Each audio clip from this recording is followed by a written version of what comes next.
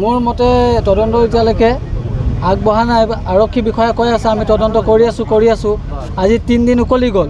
মোৰ ভাইটি পিণ্টু শৰ্মা যোনে হত্যা কৰিছে, হত্যাকাৰীক অতি সোনকালে গ্ৰেপ্তাৰ কৰিব লাগে আৰু উচিত তদন্ত হ'ব লাগে, এয়ে মই বিচাৰোঁ। এয়ে মোৰ উত্তৰ। কি কাম কৰিছিলে তেওঁ? পিণ্টু শৰ্মা গাড়ী চলাইছিলে, টাটা এচি গাড়ী নম্বৰ AS23CC3237। হয়, ঘৰ তিনিচুকীয়া পৰ্বতীয়া। হয়, আৰু যেহেতু তেওঁ সেইদিনা সদায় তেনেকৈ ওলাই আহে, সদায় ৰাতিপুৱা যেনেকুৱা গৈছে, সদায় সেনেকুৱা ভাড়া গৈছে, ভাড়া জাগুন গৈছে, জাগুনৰ পৰা গাড়ী খালী কৰি আহি মই তাক ফোন কৰিছোঁ, সি মোক 9:27 কৈছে মই মাকুম ৰেল গেট পাৰ হৈছোঁ। তাৰপাছত তাৰ লগত মোৰ ফোনৰ কোনো কানেক্ট হোৱা নাই। আৰু 10:07 মই খবৰ পাইছোঁ মোৰ ভাইটি ইয়াত এনেকুৱা পৰি আছে, ডেথ হয় নিশা 12 তাৰিখে নিশা ৰাতি। আপুনি কোন?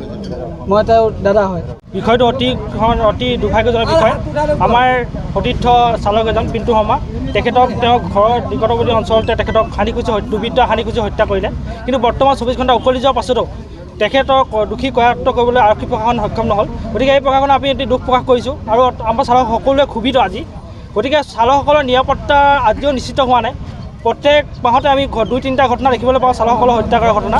এই ঘটনা হোৱাৰ পাছতো চালকসকলৰ নিৰাপত্তাৰ খাতিৰত অসম চৰকাৰ তথা জিলা প্ৰশাসনে কোনো ধৰণৰ ব্যৱস্থা গ্ৰহণ নকৰাটোৱে যথেষ্ট চাঞ্চল্য প্ৰকাশ কৰিছে। গতিকে আমি অতি বিচাৰোঁ যে পিণ্টু শৰ্মা ডাঙৰীয়াৰ যি তেওঁক হানি খুচি হত্যা কৰা হ'ল, তেখেতৰ দোষী অতি শীঘ্ৰে কৰায়ত্ব কৰিব লাগে আৰু চালকসকলৰ জীৱন আৰু সম্পত্তি নিৰাপত্তা সুনিশ্চিত কৰিব লাগে। গতিকে পুলিচ প্ৰশাসনক আমি আৰু তেওঁলোকে আমাৰ আগত উপস্থিত হ'ল তিনিচুকীয়া থানাৰ OC, তেখেতে আমাক আশ্বাস দিছে যে অতি কম সময়ৰ ভিতৰত তেখেতে কৰায়ত্ব কৰিব। গতিকে পুলিচ প্ৰশাসনক আমি সোমবাৰলৈকে সময় মানি দিছোঁ যে তেওঁলোকে কৰায়ত্ব কৰক, নহ'লে তাৰ পৰৱৰ্তী পৰ্যায়ত কিন্তু সদগম গাড়ী চলোৱা সন্থাৰ লগতে সকলো অসমৰ তথা তিনিচুকীয়া জিলাৰ চালকসকলে কিন্তু ভয়ংকৰ প্ৰতিবাদী কাৰ্যসূচী ল'বলৈ বাধ্য হ'ব। মোৰ মতে তদন্ত এতিয়ালৈকে আগবঢ়া নাই। আৰক্ষী বিষয়া কৈ আছে আমি তদন্ত কৰি আছোঁ। আজি 3 দিন উকলি গ'ল।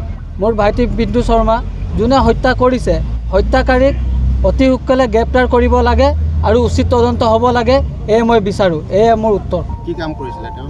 পিণ্টু শৰ্মা গাড়ী চলাইছিলে, টাটা এচি গাড়ী নম্বৰ AS23CC3237। হয়, ঘৰ তিনিচুকীয়া পৰ্বতীয়া। হয়, আৰু যেহেতু তেওঁ সেইদিনা সদায় তেনেকৈ ওলাই আহে, সদায় ৰাতিপুৱা যেনেকুৱা গৈছে, সদায় সেনেকুৱা ভাড়া গৈছে, ভাড়া জাগুন গৈছে, জাগুনৰ পৰা গাড়ী খালী কৰি আহি মই তাক ফোন কৰিছোঁ, সি মোক 9:27 কৈছে মই মাকুম ৰেল গেট পাৰ হৈছোঁ। তাৰপাছত তাৰ লগত মোৰ ফোনৰ কোনো কানেক্ট হোৱা নাই। আৰু 10:07 মই খবৰ পাইছোঁ মোৰ ভাইটি ইয়াত এনেকুৱা পৰি আছে, ডেথ হয় নিশা 12 তাৰিখে নিশা ৰাতি। আপুনি কোন?